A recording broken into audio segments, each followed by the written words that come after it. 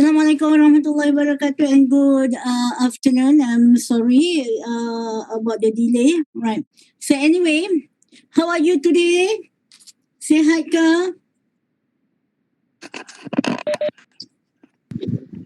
Okay, thank you so much. Right, so at least I can hear you. Okay, people, for the first 20 minutes, can I see your face, please, on your video? So at least I can see who you are, just your names, okay? All right. Hi, Chris. How are you? Macam mana UTM? Duduk kat UTM? Still survive? Okay, great. Okay. Right. So it's going to rain actually in UTM.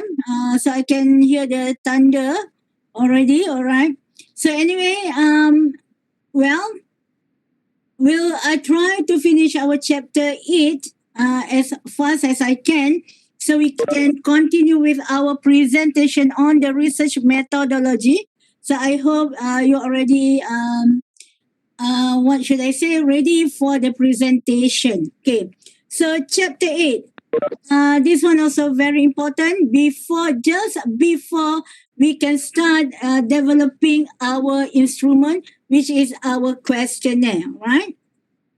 So chapter 8 is actually about measurement and also variables.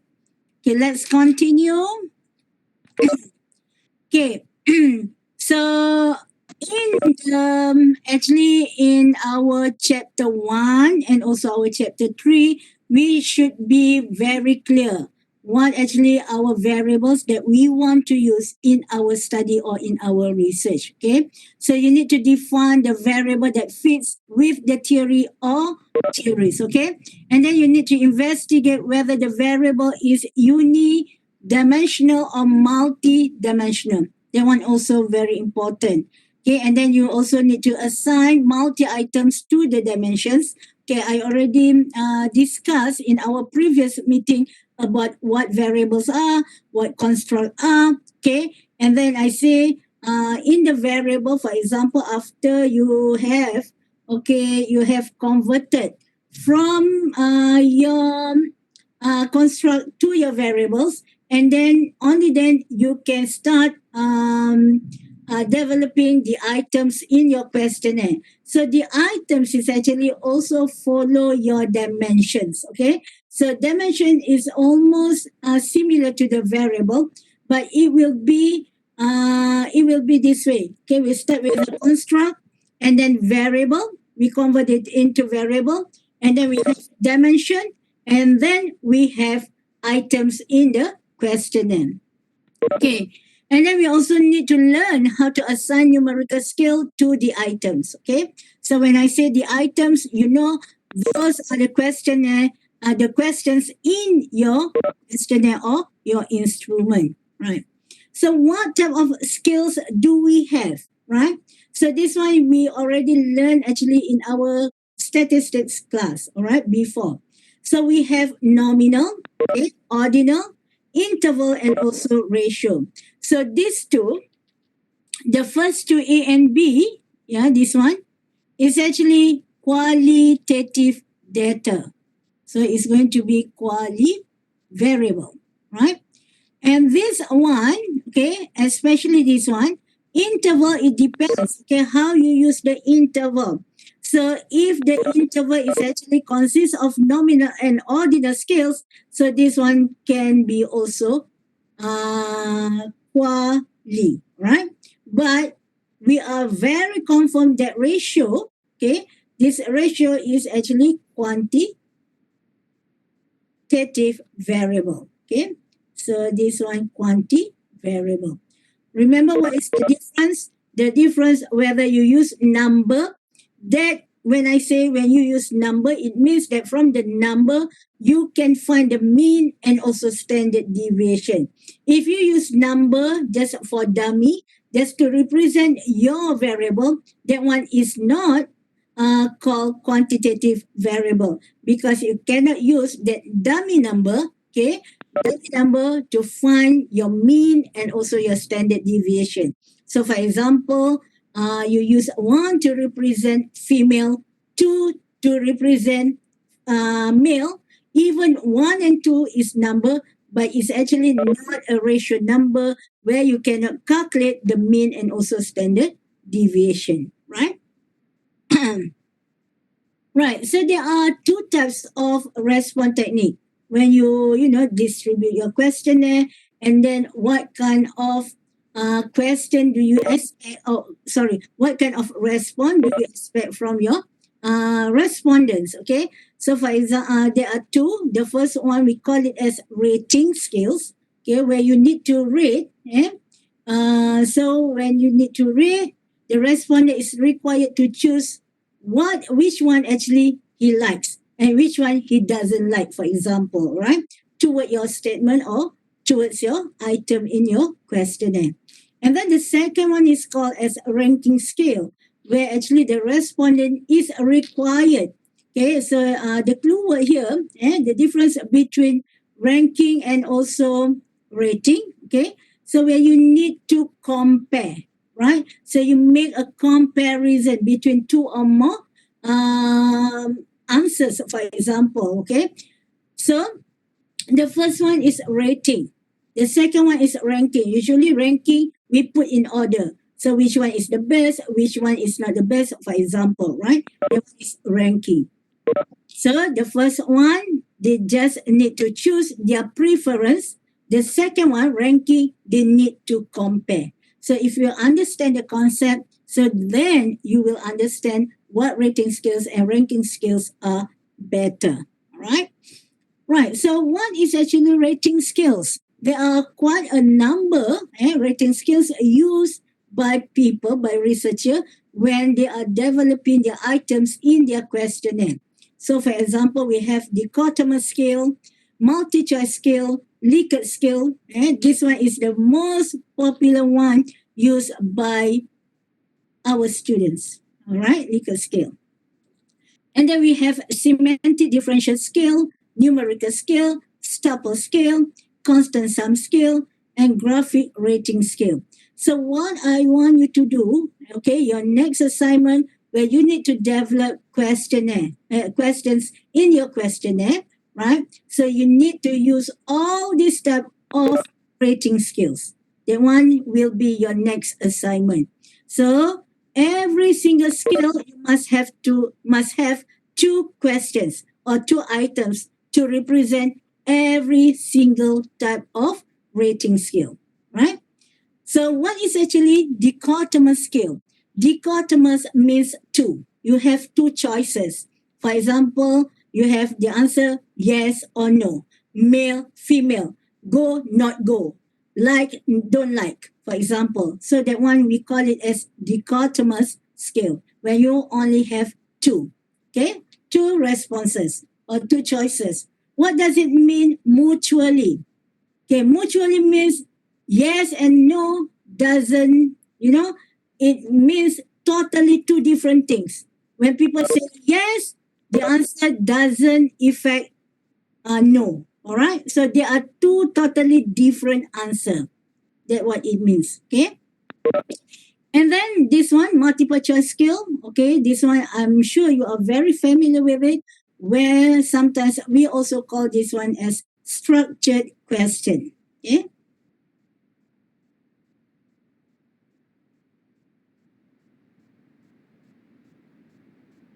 Okay, what is actually structured question? Where you already fix what are the answers for your respondents to choose. Okay, so they don't have any freedom to choose their own answer. Their own answer is already structured. You already give them the choice. So that's what we call it as structured question. Okay, multiple choice where you have many choices. Okay, so you can have at least two choices for them to choose, right?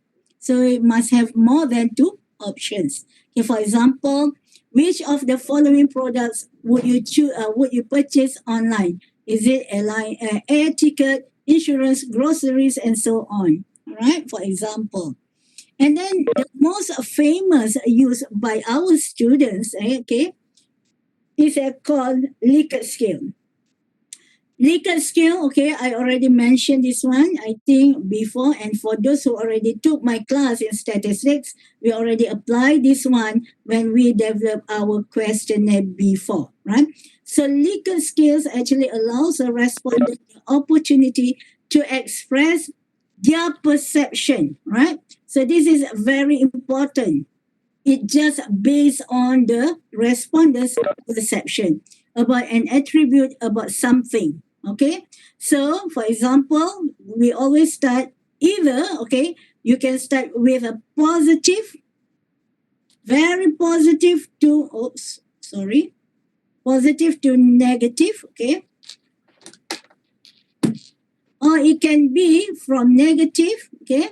You start the option from negative to positive, right? So it's up to you how you want to arrange your answers. Okay, for example, this one, they need to give their opinion, their perception. Okay, so is it online shopping is fun? So they can choose either one is strongly agree, disagree, and then agree, neutral, agree, and strongly agree. So usually this part right here, the middle one, which is also called as your median, okay, median, right? So you will divide, okay, it's like you have like this XY axis. So actually this one is the center and this one is negative and this one is positive, right? So Likert scale is actually invented by a person named Francis Likert, right? So the original Likert scale contains, okay, 7 scales. Okay. And then also Likert suggested to have odd numbers, okay? Odd numbers of option. So it can be like 3, we started from 3, 5 choices, 7, 9, then we can have 11, okay, 13, and some people use 21. Okay, but I think for our FYP, please don't go more than 7. So this one is already good enough. Okay, so if you like have 3, maybe you can just say disagree, neutral, agree, for example, right? So you only have like 3 options in your item. Right. So there are a few ways of, putting your answers or your choices. Okay. And then it all depends on what kind of responses that you want from your respondents. Okay. And then it also depends on the items. For example, if you want just to check the level of their acceptability on something, then this one is good. Okay, this option is good. For example, unacceptable, slightly acceptable, neutral, slightly acceptable, and so on. Right? If you are asking them about their perception on a certain belief, right? So you can use this one, my belief, for example. And then the one that I just show you just now is actually level of agreement, right? So it all depends what actually you want from your respondents. If you want them to give their level of concern, so this one is better to use, okay, rather than level of agreement. So you need to be very, very careful and very creative in terms of giving choices to your respondents. Okay, any questions so far? Ada sesiapa yang nak tanya? Anyone? Okay. Right. Next. The next rating scale is called Semantic Differential Scale, where you offer your respondent the opportunity to indicate their attitudes using bipolar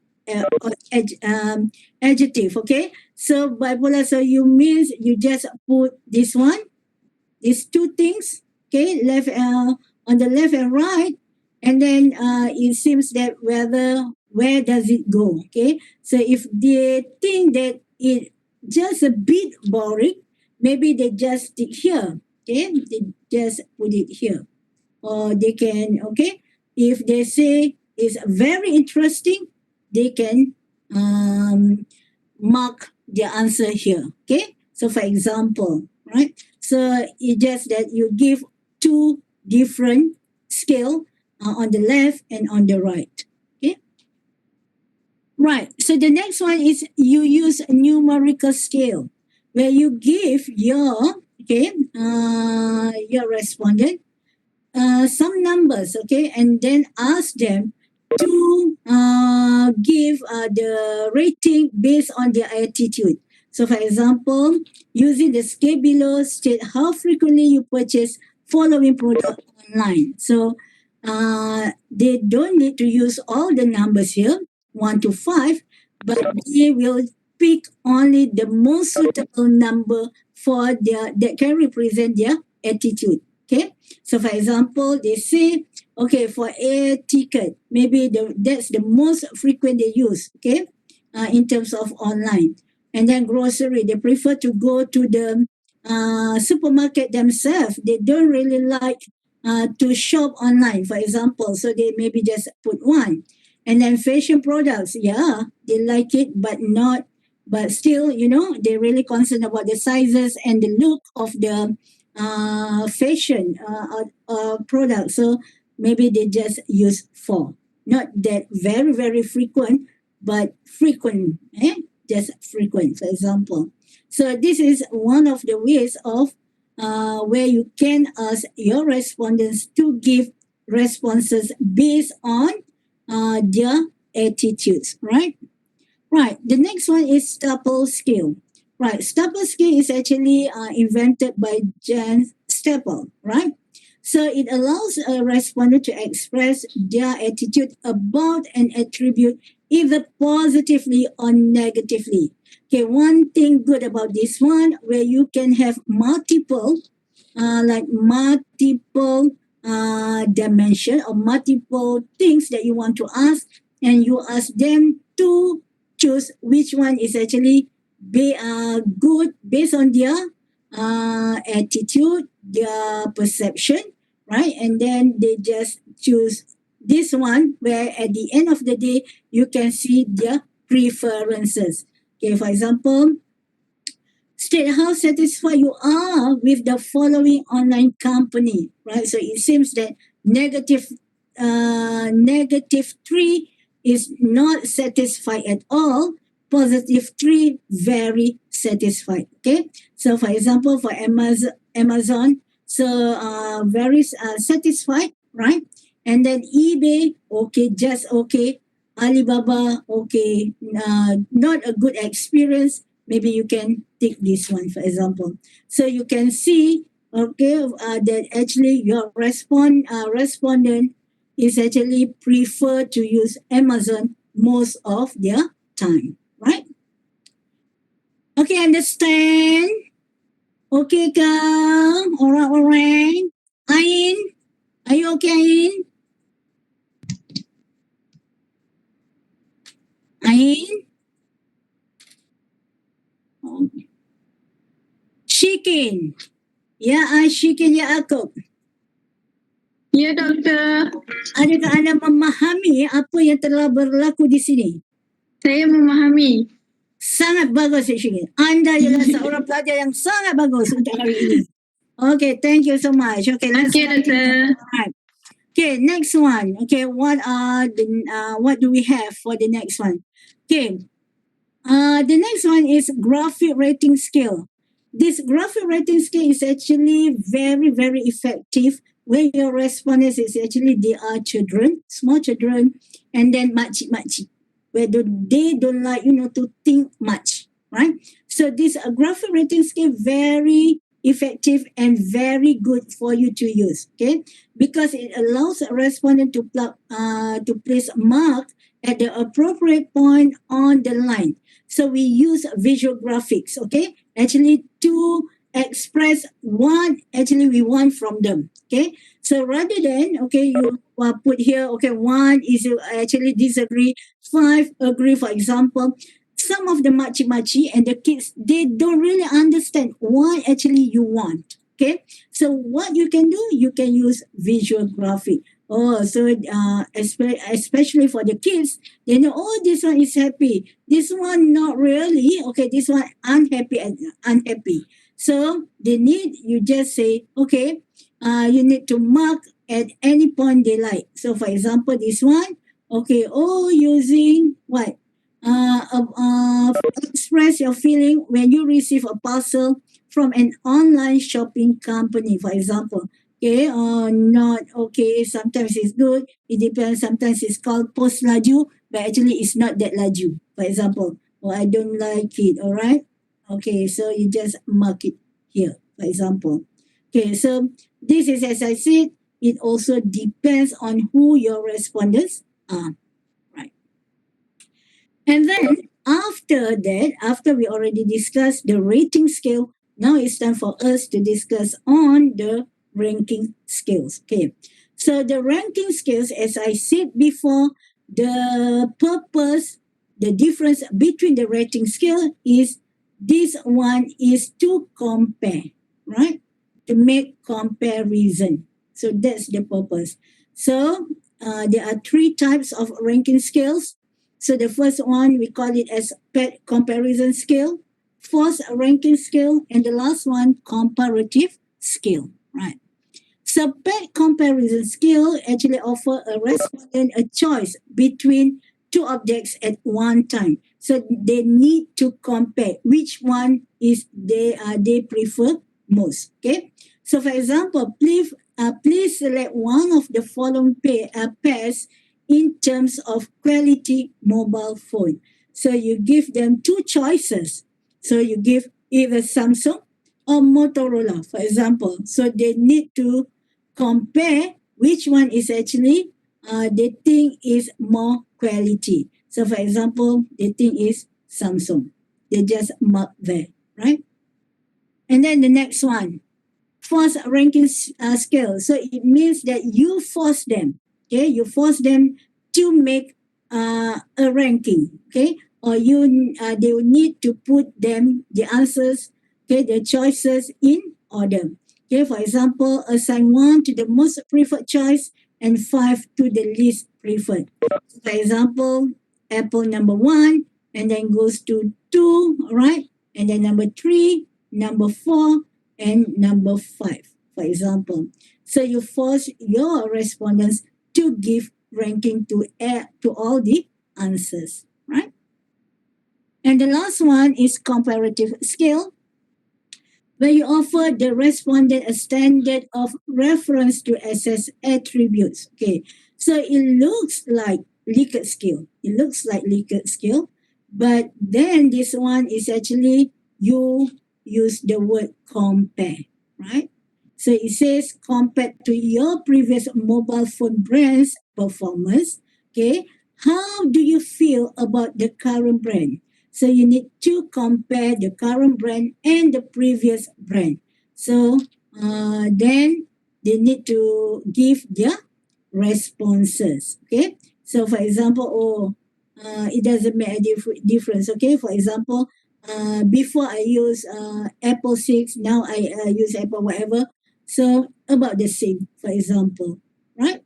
So these are actually the examples of how you can develop your question in your questionnaire. So how can you give choices for your respondents to respond? Okay, any question? Ada soalan apa-apa ke? Okay, let me see. Boon Chian. Hi, Doctor. Hi, Boon. How are you? Hello. Okay, so what is the difference, Boon, between rating and ranking scale? Ranking is more about to compare something. Okay. Well, all right. Rating? Rating, to let them to rate how much is their, how to say that, how much they like their product or something else like that. Okay, all right. We are not doing any comparison, right? Mm. That's a rating. Okay, so Fatin, Nabiha. Fatin? Fatin, are you here? Yeah. Okay, Fatin, dalam banyak-banyak ni, okay, we already discussed quite a number of rating scales, alright? So we have rating scales. So which one do you think is more suitable to your study for our class assignment for your group? So which one do you think may be more suitable to be used? Likert kot. Likert. Itulah semua orang asyik guna Likert je. Right. So, alright. I got no comment. Alright. Kalau itu pilihan anda. Right. Next one. Okay. Alright. Let me see. Okay. What does it mean by dichotomous scale? Honey. Dichotomous scale. Oh yeah, you choose yes or no. Choose between two. Okay. Lagi Honey, lagi sikit. Lagi sikit. Mutually choices. Apa maksud dichotomous tu apa? What does it mean dengan dichotomous? So dichotomous.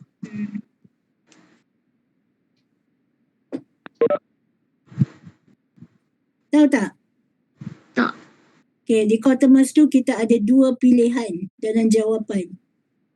Okay? So itu maksud dichotomous.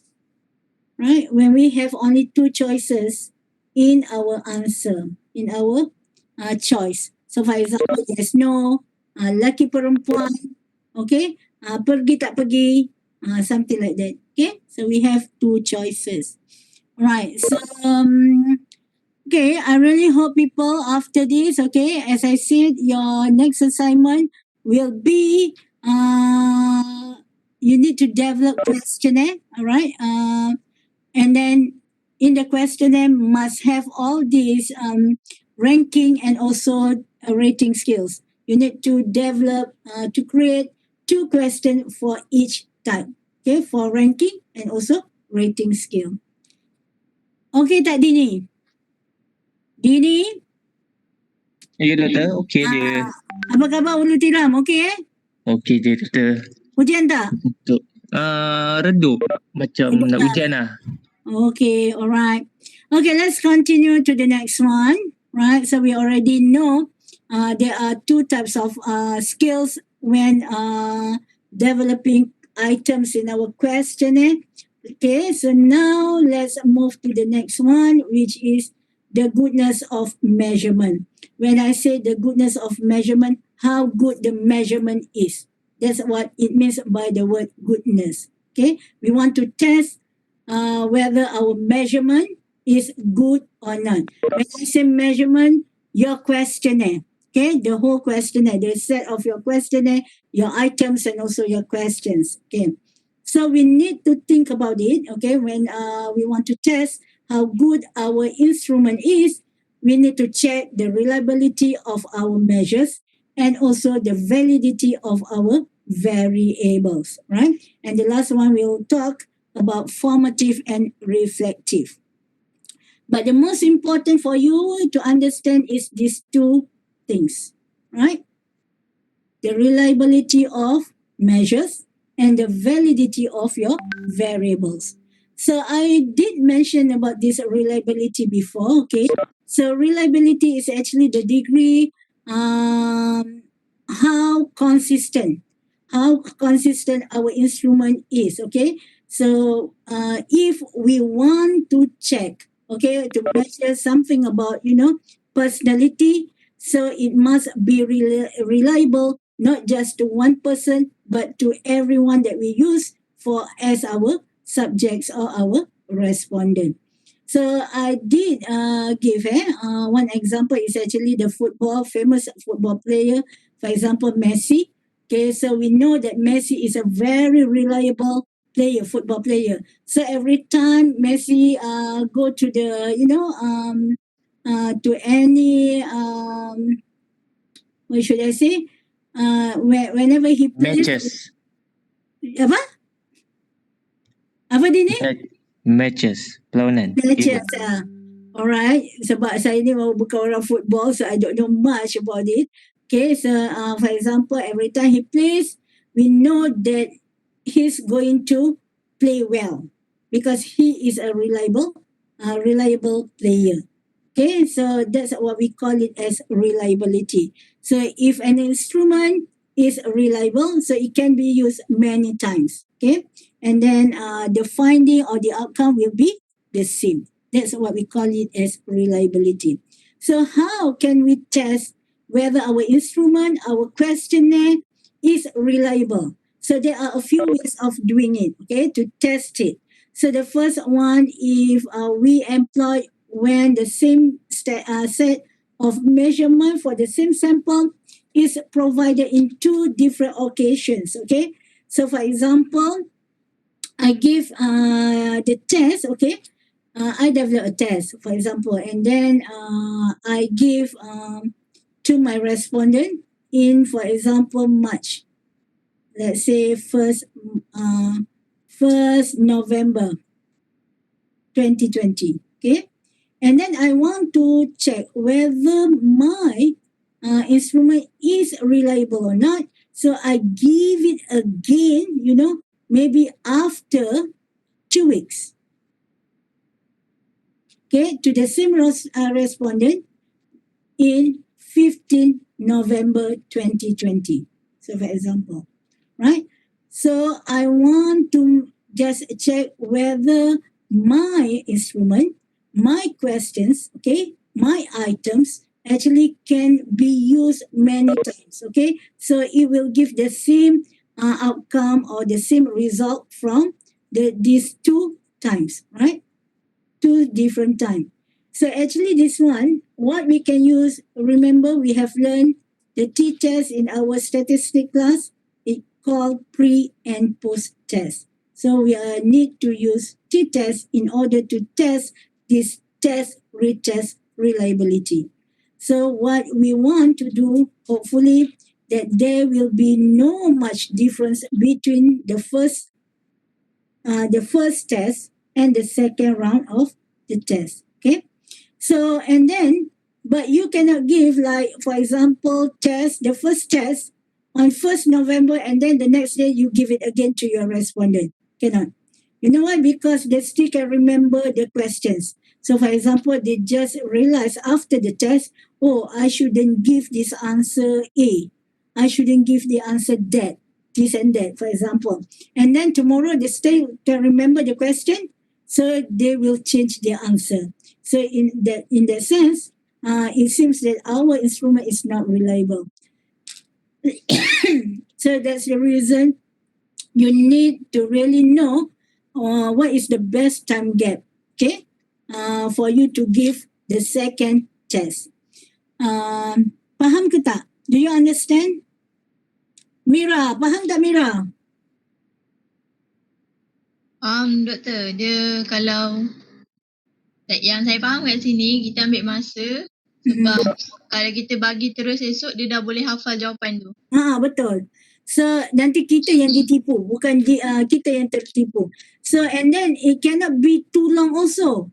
Katakan you give 1st November 2020, nanti the next year 1st November 2021 you give it again. So it's not going to be reliable because it will be a very different. For example, they totally it won't be very effective because they totally don't understand. They totally won't give the same feedback. All right. So that one is also not good. So I think it's like at least 2 weeks. The gap should be at least 2 weeks. Okay, Christopher. Faham tak, Chris? Okay, good. All right.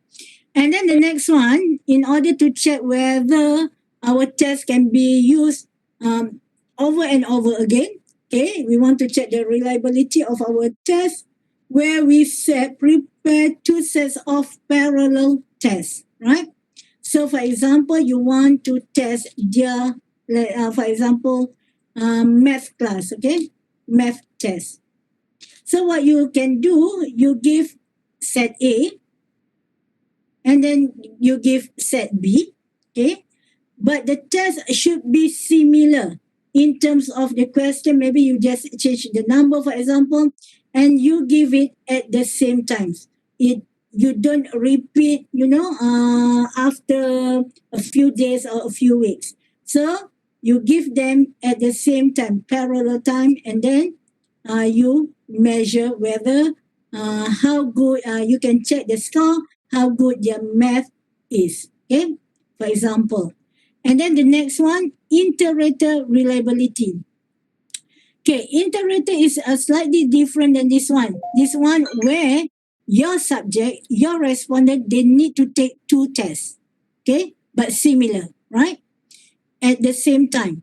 But for this one, iterator, you have different people actually measure or be the examiner of the test. Okay, so you have rater number one, for example, myself, okay, me, and then you ask, for example, Dr. Yati, right? So we have two raters, two different. But this one is not subject, okay? Macam not respondent, but you use two different examiner or rater to evaluate how good how good or how reliable your the answers from your respondents, right? And then the most famous used by not just undergraduate students but also postgraduate students, which is called as internal consistency reliability. So it is employed when one instrument is used to measure a variable for a sample consisting of multiple items. So, for example, you have many questions in your questionnaire. So usually we use this one for those who use Likert skills, right? So because we have multi-item.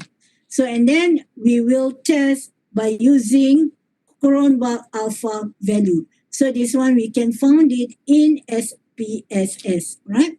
So you need to put all the score of your questions in SPSS, and SPSS will calculate for you. So if your alpha is greater than 0.7, so it means that 70% of your items are reliable. Okay. But some book says, okay, even your alpha is greater than 0.6, still okay. Right? This one is for social science. Okay, let's say your alpha, okay, after you enter the data in your SPSS, and then you found that your alpha is 0.3. So it means only 30% of your items are reliable. Okay. So what can you conclude about your instrument, your questionnaire? Is it a good questionnaire or not? Okay. Why is not good? Atika Alia. Yes, Doctor. Okay, kalau we got our alpha is equal to 0.3, so it means that 30% of our items are reliable. So what do you think? Is it our questionnaire good or not? Not good because below than 0.7. Yes. Lagipun, only 30% of the items actually related to our respondent. Can you imagine that? So if this thing happen, what we should do? What we should do in order to improve our alpha, in order to improve the reliability of our items. So the first, you need to that's the reason we need to do pilot study. Okay, that's the importance of doing pilot study. Because during the pilot study, right, we can check from our chosen selected respondents to give some feedback about our questions, about our the presentation of our questionnaire, about is it doable, is it answerable for the respondents, and so on. Okay, so for example, if some of the items are not very clear, okay, for example, it's vague, and then it's not related to the nature of your respondents, then you can change it. Whether you can improve the question, change to other questions, and remove it or totally remove the items. Okay, so that's what we can do. Okay, in order to increase the value of alpha. Xian, Yes, doctor. faham tak? Okay, so what we need to do if our alpha less than 0.6? Do a new questionnaire. Okay, we can Related to create the a new questionnaire, or we To the can just previous totally remove the question. Okay, so it all depends on how good or how bad the questions are. All right, understand? Okay, next one. Okay, we already learned how to check the reliability of our instrument. So the first one is actually, okay, let me repeat.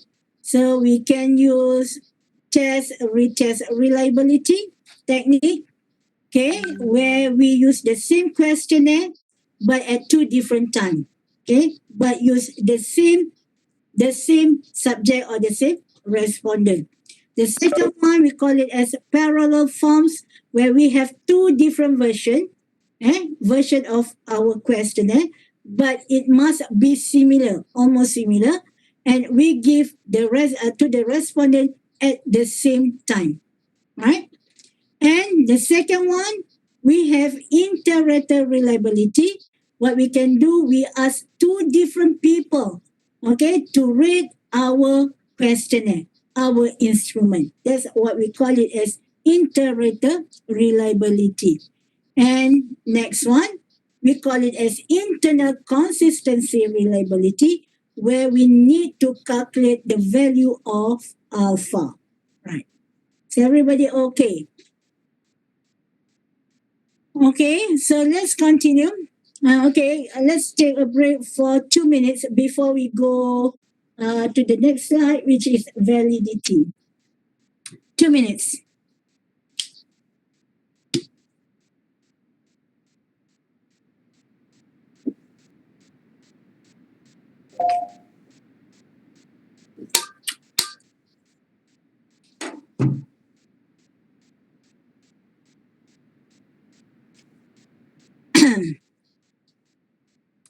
All right, validity.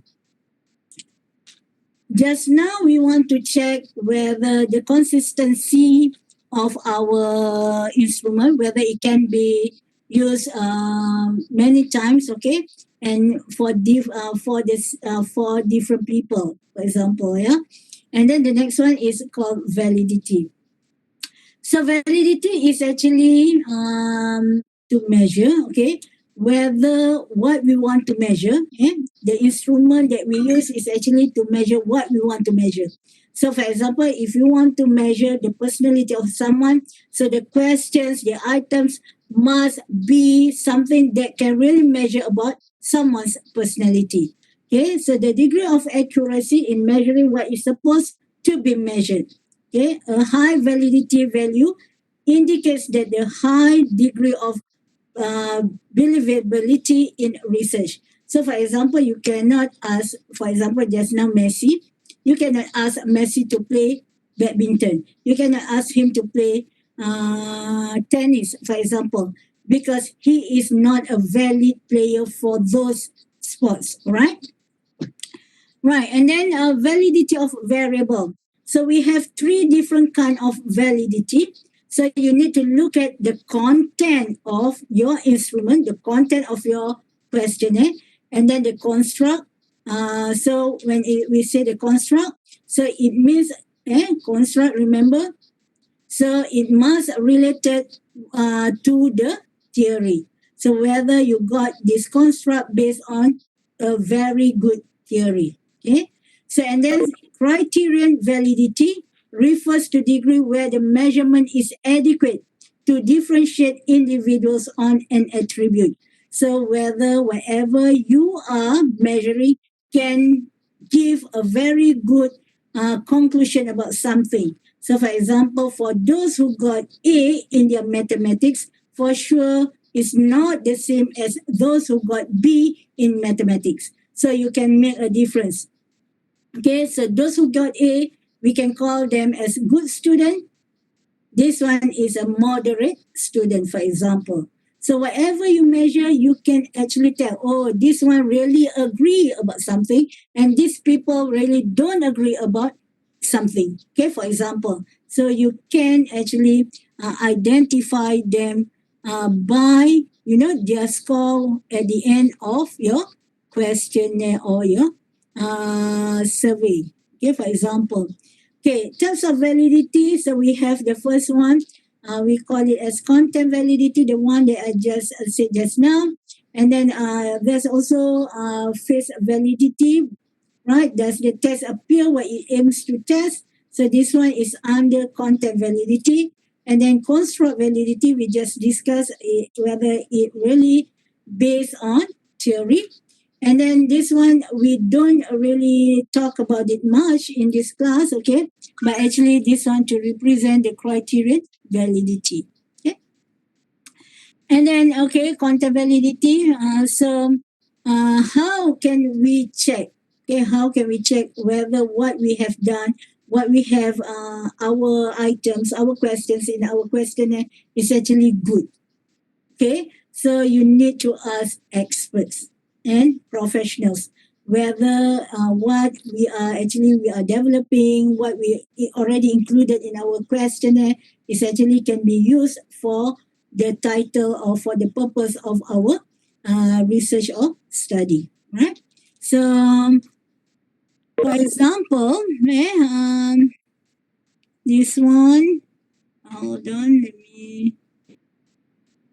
So it says here refers to agreement among professionals that the items designed accurately and adequately measure the variables. Okay, and then the validity is based on the review of existing literature. So this one is very very important, and consultation with the subject expert. So for example, my area, okay, for example, leadership, right? So you can ask me to validate your instrument if you are doing on leadership, because I can tell you whether this one is good, this one is not good, whether it's enough to actually measure what you really want to measure. Example, yeah. And then the next one is construct validity. It must relate to the theory just now, as I told you, all right? So, for example, if a researcher is interested in measuring students' motivation, so you must relate whatever questions that you include in your questionnaire to motivation theory. So you cannot go students' motivation, suddenly you go to student engagement in class. Eh? So this one is totally different. Okay. So whatever you are doing must be related, must be supported by a certain theory. And then criterion validity. Criterion validity, okay, refers to the degree to which the measurement is adequate to differentiate. As I said, if you have at the end the score of two different people, like if they have A and B, you know who is good, you know who is not good, for example. So criterion validity is to capture the attribute measure known as concurrent validity, right? For example, if a test of job knowledge is developed and collected from interviewee, the measurement should be able to provide interviewee to low, moderate, and high score. So when you attend an interview, so your interviewer should know at the end of the day which candidate is actually the most suitable to be hired based on their score. Okay, for example. And then predictive validity, okay, is established when the measurement attempts to differentiate and predict future attributes. So, for example, if an interviewee score high on a test of a job knowledge, So we believe that, okay, kalau dia tu score very good. So for example, if I say A students, so we know that they are going to be very good student and perform in their future performance, for example. Okay. And then reliability. So what we have learned so far. So we have reliability and item consistency. And then we use like correlation, Cronbach alpha. And this one is not this one is only for postgraduate students. Yeah? They use most of the time what we call it SCFA method, right? And then for the content validity, what is measured? So items developed are actually adequate for what we want to study. So how can we do it? So we can based on the review past literature and also expert opinions, all right? And then construct validity, items developed are relevant, okay? So this one, how to check it, right? So there is a way of this one. Again, this one, if you are postgraduate students, you really need, it is compulsory for you to do this method to check it, right? And then the last one, criteria validity and instrument developed can be either predictive or concurrent. So you just need to check the correlation. This one you already learned in your statistic class, right? Right. So this is what I can relate about reliability and validity. Okay, something can be reliable, okay, but it's not valid. Okay. So for example, a person can play a very good football, okay, but actually he's not a good a football player. Understand? Okay. You can draw very well, but you don't have any certificate in art, for example. Yeah. But some people, they are valid but not reliable. This is what happened. Okay. So they are football player but lousy player. Okay. So every time he plays, he actually doesn't perform well. So even valid but not reliable. Understand? The next one, not reliable, not valid. Cannot play and not reliable at all. Never win any match, for example, right? Any competition or whatever. So that one is not reliable and not valid. But what we want for our instrument is here. We want it to be reliable. We want it to be valid. Okay, this is what we want. Right? Okay. Young Wei, are you here?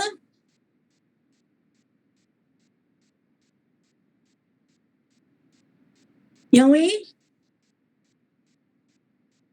Are you here? Tak ada jawapan. Yoga. Yoga? Yes, doctor. Okay. How are you, Yoga? I'm fine, doctor. Okay, faham ke apa yang kita bincangkan? Okay, what do you understand by the word reliability? Reliable is it's like depending on something. Like it's gonna be good. Sorry? Reliable is like depending on something, like that thing is gonna be good. Mm-hmm. That kind of meaning. Okay, so for example, if your mom said, Yoga, you are a very reliable daughter. So what actually your mom trying to say? It's like she can trust me with anything. Like And then, so every time she asks you to do anything, she knows that you can help her. So many times, not just one time, okay? So that's what reliable is, right? And then, okay, Habibi. Yanur Habibi. Hello. Hello, Doktor. Kenapa Habibi? Sihat kah? Alhamdulillah sihat. Macam tak sihat je. Sihat, Doktor. Okay, apa maksud validity? Apa yang you faham dengan validity? Validity tu dia macam bukti atau sah yang benda tu betul. Okay. Cakap salah yang lain. Macam tu. Okay, kasih contoh. Macam contoh tadi Messi dia seorang pemain bola tapi dia valid yang dia seorang pemain bola, jadinya dia tidak boleh main sukan lain selain daripada bola. Ya, sebab dia hanya valid dan reliable untuk bola, for example. Okay? Alright, Hazel. Okay, so what do you think about reliability and validity? Is it important to our instrument? Sangat penting tak? It's important Kenapa? because it's reliable means like consistency. Mm-hmm. And then if it's not consistent, then you cannot do the research. And validity is accuracy. If your question is not accurate, then it's no point you conduct the research. Yeah, okay, good. Right, I'm happy at least you people, you understand what we are actually discussing today, all right? And the last one is actually formative and reflective. Okay, this one I don't really emphasize on you all people, okay, because this formative and reflective is actually very important when people handle something that we call it as using structural equation modeling. Okay, so it's not we don't even expect undergraduate students to do it. Okay, so this one is more on the for the postgraduate students. But anyway, let me just explain a bit. Maybe you will come across these words somewhere, so at least you understand what does it mean. Okay, formative, it says measure refers to the total sum. So for example, I have, for example, personality, right? Okay, so this one, let's say, I can call it, what is actually personality? Let's say, well, suddenly I cannot remember. Okay. Okay, neuroticism is one of them. Neuroticism. Okay, what else? So we have openness. Okay. And then we have what else? Anyone know about personality theory?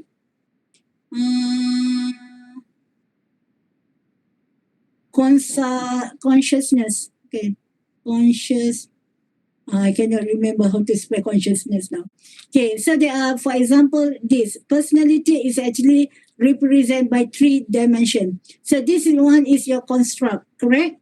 And this one is your variable. So every openness you have, let's say, 10 questions. And consciousness, you have 10 questions. And this one is 10, right? So personality is actually referred to the total sum of every single of the variable. That's what it means. So you can get the score of your personality. You can actually judge someone's personality or group someone's personality based on the score, the sum here. That's what we call it as formative, right? And then reflective measure items are indicated caused by the latent variable. Okay, latent variable is something that you cannot see, it's very hard for you to measure. So for example, you can say, their opinion, their perception. How can you really measure? That one is very latent, okay? Latent means hidden. something that you cannot see, right? So that one is called reflective. Okay. So for example, you can say, perception, right? So the latent variable is something that you cannot see. For example, what should for perception, the consciousness. Oops. Consciousness. Okay. I memang dah tak boleh je tiba-tiba. Right, and then their awareness, for example, right? So those that maybe we call it as latent, something that hidden variable. Okay, all right, that's all for today on chapter 8. I hope you can at least learn something in order to prepare you for the next assignment. Okay, where Sabah is? Sabah, where are you? Are you here? Yes, doctor. Okay, I'm glad to hear your voice. So, do you understand what we have discussed today? Yes, doctor. Okay. Do you think it will help you for the questionnaire development? Yes, doctor. Okay, good. All right, and then one Arfan. Mana dia? Arfan? Ya, doktor. Apa khabar? Alhamdulillah baik, doktor. Okay, faham ke? Oh, doktor. Faham ke tak? Entahlah. Doktor, insyaAllah. Okay. Rasa-rasa boleh tak membantu you nanti untuk assignment yang the next one? Tak tahu jugalah. InsyaAllah. Okay. Saya tengok, doktor. Okay. We still Saya tak have elok, like... doktor. Sorry? Apa dia, Afan? Saya tengok, doktor. Macam tak dengar sangat. Afan cakap lain tak elok kata. Oh, ada pula dia punya translator ya, Akmal. Alright, okay. Anyway, so I give like 2 minutes, okay, before we start with our presentation. Okay, I'm not, we only have like, like half an hour left for our class today. So I'm not going to ask everyone to present today. Only, okay, let me see. Siapa yang volunteer to present? Okay, then we'll continue in nanti our presentation can be continued next after our break. Okay? Okay, before I forget, so you're going to have your test, okay, after your break. So it's not immediately after you come back from the break, but it's going to be like 2 weeks after.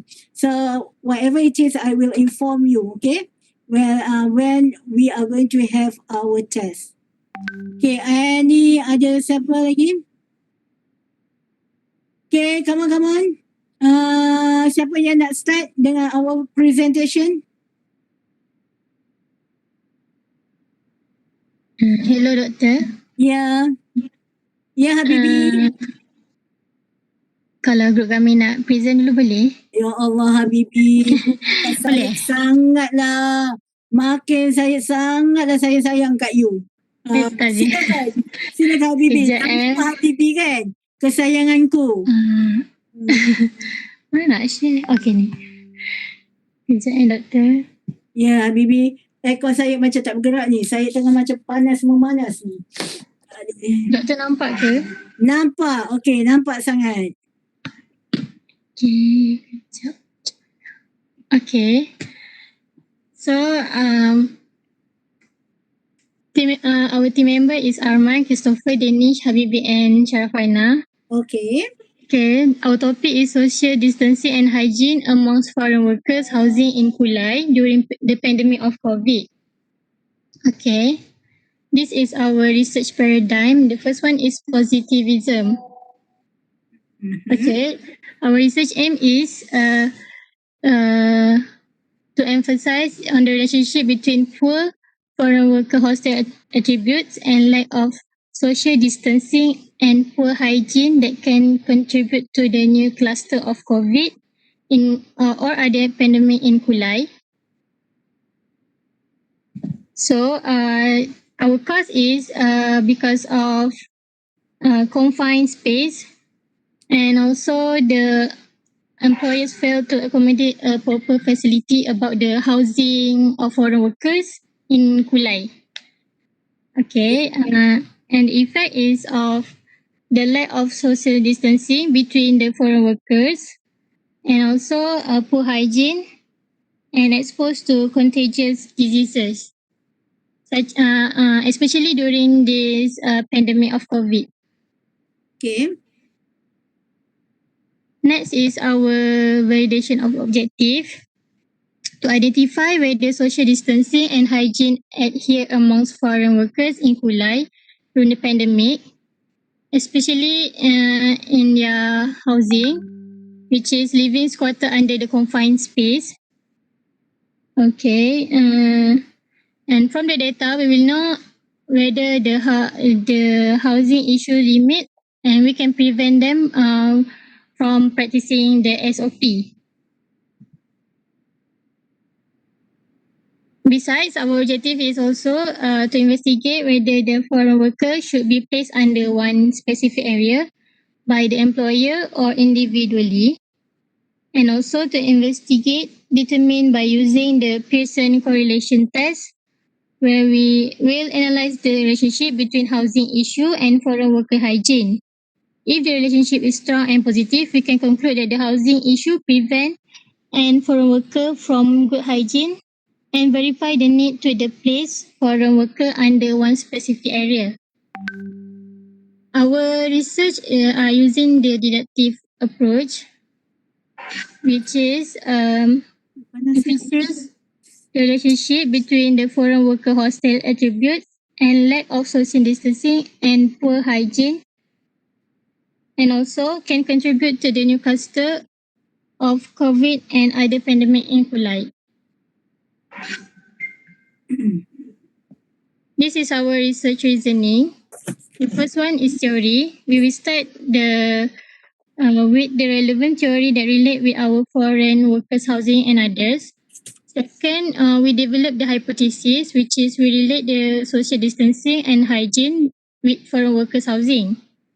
Next, we collect and analyze the data by using the questionnaire, and then and we analyze by using the various statistical method. Then last but not least, we are using the reject or not reject hypothesis. Either reject or not reject the hypothesis, we can interpret and conclude our research. Okay, this is our analysis technique. And the sample size, our study has estimated to get sample size of 250 sample respectively. This is our research strategy. We are using the survey research, which is we produce quantitative research. The attributes of foreign workers related to housing and hygiene contributes to spike of coronavirus. Besides, in our research, we also get a lot of sources by using a lot of journal article. For example, the outbreak of COVID in Malaysia and others articles. And for our research, for our survey research, we are provide 10 questionnaires, include demographic, and the rest is the attributes related to foreign workers housing. We also use this questionnaire to avoid erroneous data. And in the questionnaire, we are using the simple English and Malay words, or maybe we using the easy words, or we use the Manglish words for the foreign workers to understand. Yes. Okay. Okay. For research, furthermore, we also evaluate the survey by using the Pearson correlation. The purpose of the research is to facilitate the relevant authority, which is such as KPKT or MPKU, to get an accurate data. Okay, next. These are the Pearson correlation that we are using, which is we measure the strength of two numerical variables, and we can determine the variable by plotting the linear graph, whether the x is independent variable while y is dependent variable. This you can see, for example, the hypothesis test that we are using, which is HO and H1. Which one we are going to reject or use? Okay. This one is the example of the Pearson correlation coefficient, which is the linear graph that we are maybe going to plot, which is the first one. You can see this one is a large positive correlation and this one is medium and so on. Okay. For example, we want to examine the variable between the confined space of their hostel related to the spike of coronavirus cases hygiene in their dormitory. When there is no social distancing enforced in their hostel, it's expected to affect the spike of coronavirus case, which is at 0.05 significant level. Suppose a sample of 250 foreign workers is selected. This is the sample. By using Pearson correlation, we will know the strength of the relation between the foreign workers housing and the coronavirus spreading among them. And therefore, we can determine whether the foreign workers housing has a strong or weak contribution to the spreading or rise of COVID-19. Okay, that's all from our group. So, how, Doctor? Okay, thank you for your presentation, Habibi. Actually, Okay. I only expect one slide from you. Okay. Okay, so you have written too many details. Okay. Anyway, please keep your work, okay, your slide and so on, because when I ask you to later submit in your e-learning, so you already have them. Okay. So Okay, please Doctor. keep that. Okay, thank you so much, and it's a very good effort and good work. But I just expect actually from everybody one slide only. Right. Thank you so much. Okay, next. Saya, Doktor.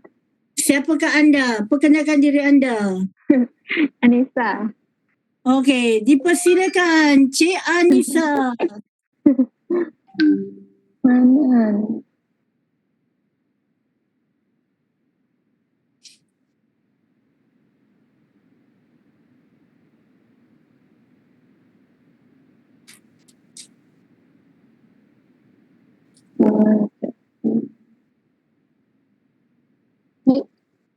Dia nak besar. Nampak tak, Doktor? Saya nampak. Okay, dia besar lah. Okay, this is our research onion. Our title is Stressing the Awareness, Rules and Policy of Foreign Workers Housing Among Society and Organization in Pulau Johor. Okay, firstly, the analysis technique. For the first, we use sampling strategy and we use simple random sampling technique.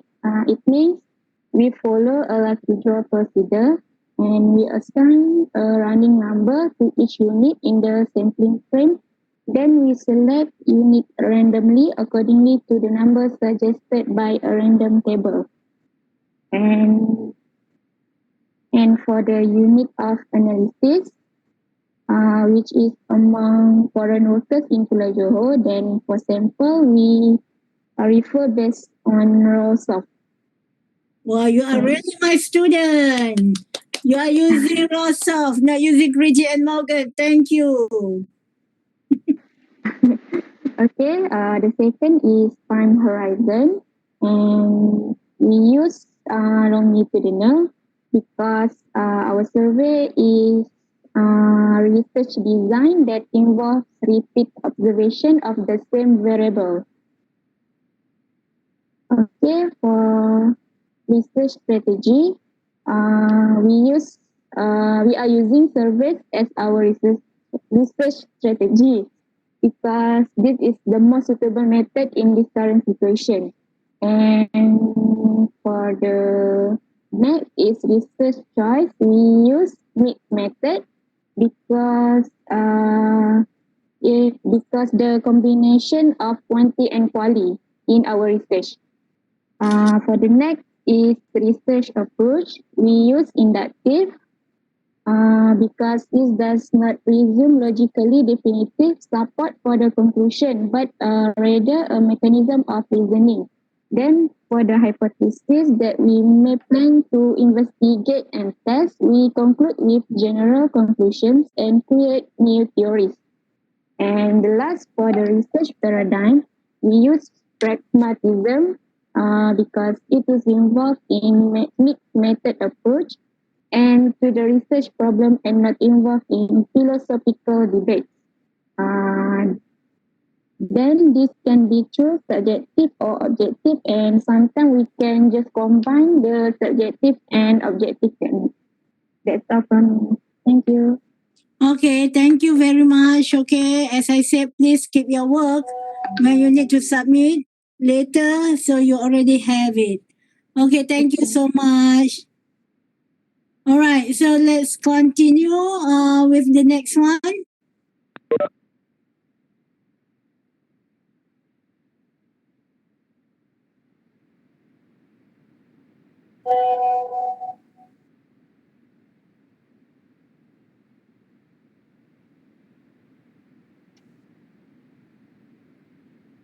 Okay, anyone? Doctor, I will present. Okay, sure. Okay, wait no. Siapa Intan? Oh, Intan okay. Siapa yang nak present ni? Intan ke siapa?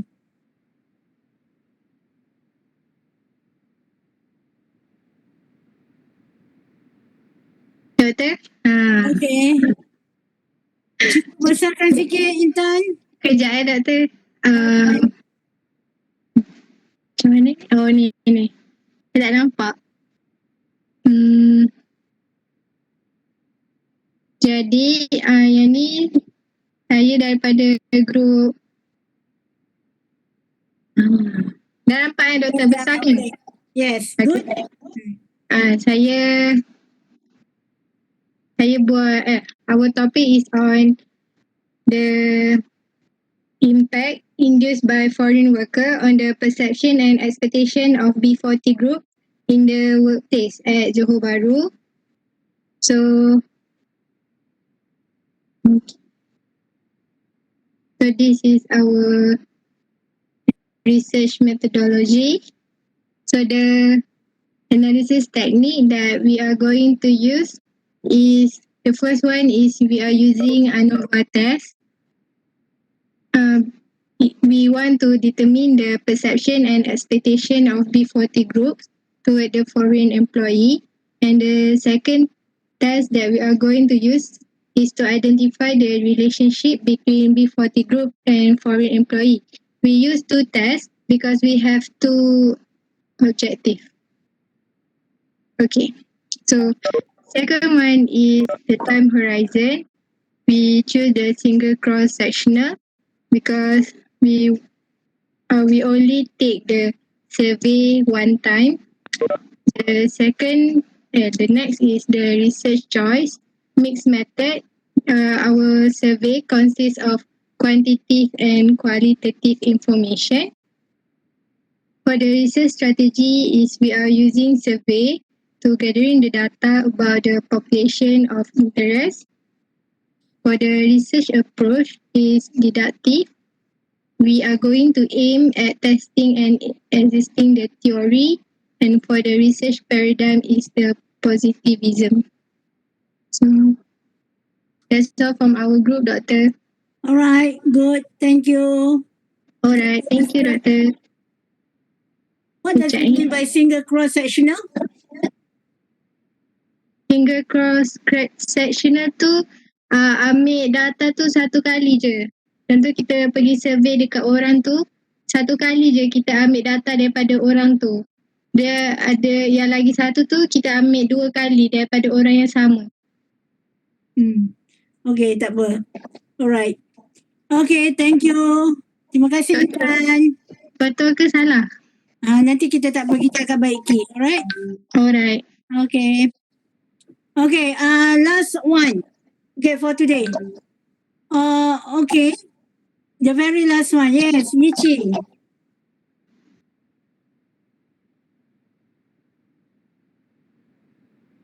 Hi, Doctor. We are group 9. Okay. Our topic is policy and rules on foreign workers housing. So this is our research What is methodology. your topic again? Sorry. Policy and rules of Okay, you are doing the policy, okay? yeah. Okay, so basically this is our research methodology. For research paradigm, we are using pragmatism. Okay. Because we are going to look into the actions, situation, and also the consequence of foreign worker housing. So only we can determine the policy and rules.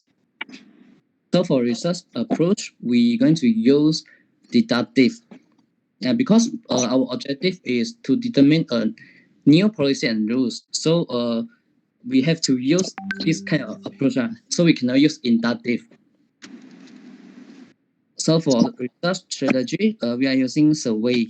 We are doing survey to employers in Malaysia. Is it in Malaysia, the whole Malaysia? Yeah, our target is whole Malaysia. So for research choice, is quantitative. So the next one, time horizon, is cross-sectional because we are only doing one time survey. And for the last one is this technique. So we are going to use the t-test and ANOVA. So this is our research methodology. Any problem, Doctor? Okay. All right. Thank you so much. Okay.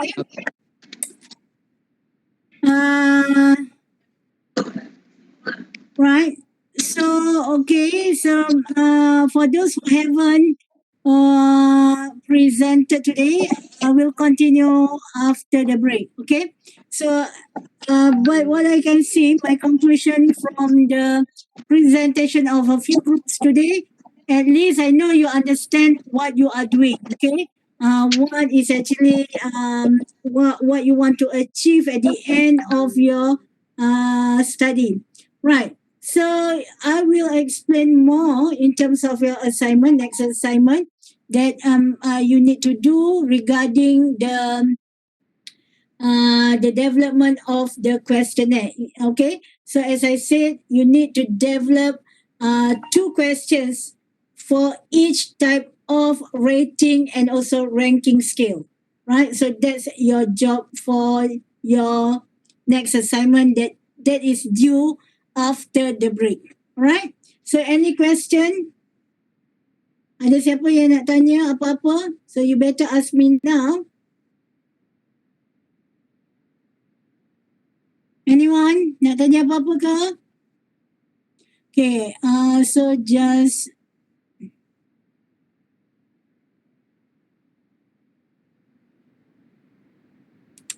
right, so let me see.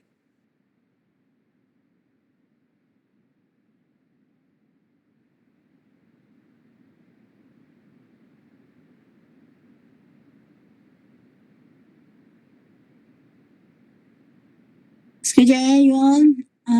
Saya tengah buka your class attendance.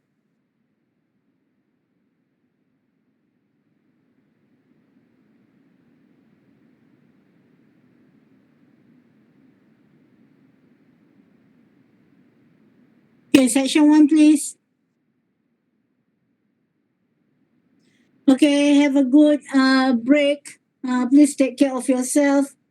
Don't since the COVID is getting worse nowadays, okay? So don't take things for granted.